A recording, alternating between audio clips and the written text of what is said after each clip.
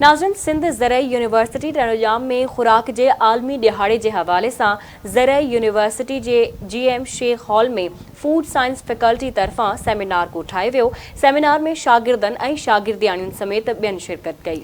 उन हवाले से पेश आहे अजहर लोची की रिपोर्ट। सिंध ज़रई यूनिवर्सिटी टनोजाम में खुराक जे आलमी दिहाड़े के हवाले से यूनिवर्सिटी GM शेख हॉल में सेमिनार को ठाहे वियो।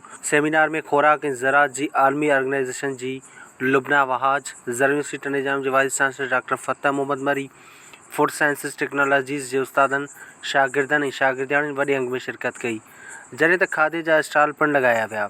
सेमिनार में मौजूद उस्तादन ऐं ॿियनि आवाज़ TV न्यूज़ सां ॻाल्हाईंदे चयो आहे त अॼु जो इवेंट ॾाढो ख़ासि इवेंट आहे। इन में असां जेके बुखायल असांजा थर जा वासी आहिनि या असांजे कुंड कुर्छ में जेके इंसाननि वटि खाधो मौजूदु न आहे उन्हनि जी बुख ऐं उन जो अहसासु करण जो ॾींहुं आहे।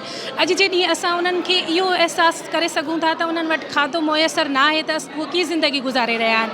अॼु जी सेलिब्रेशन न सिर्फ़ु उन्हनि माण्हुनि जे लाइ आहे त जेके खाधो खाइनि पिया, उन्हनि खे कहिड़ी ख़बर त खाधो छा आहे। चवंदा आहिनि त बुख में रहण सां इंसान खे फील थींदो आहे त अॻिले जी तकलीफ़ छा आहे। जी अॼु जी जेका सूरत हाल आहे पाकिस्तान जी, ख़ासि तौर ते असांजे सिंध जी 80% असांजी जेका एग्रीकल्चर आहे या मुआशी जेके आहिनि असांजा जानवर जेके आहिनि उहे मौत जे मुंहुं थी विया आहिनि। उन्हनि जे लाइ हाणे असांखे जेके चैलेंजिस फेस करणा पवनि था उन्हनि में आहे बीमारियूं आहिनि, लाइव स्टॉक जो मरी वञणु आहे ऐं माण्हुनि ताईं खाद जी रसाई जी किल्लत थी वई आहे। हाणे इन्हनि सभिनी खे फेस करण लाइ अॼु institute of food science and technology world food जे हवाले सां हिकिड़ो अवेयरनेस सेमिनार क्रिएट कयो आहे। फूड डे जे हवाले सां सिंध एग्रीकल्चर यूनिवर्सिटी टनोजाम जो institute of food science and technology हर साल ही इवेंट मल्हाए थो।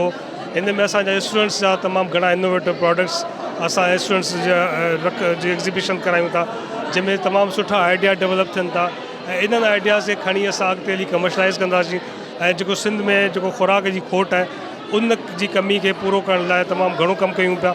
रिसेंटली जेको आहे न पंहिंजी सिंध जेको तमामु बैडली इफेक्टेड थी वई आहे रेनफॉल खां, ऐं हिन में जेको पंहिंजी न्यूट्रिशन की तमामु किल्लत थी वई आहे, खुराक जी किल्लत थी वई आहे।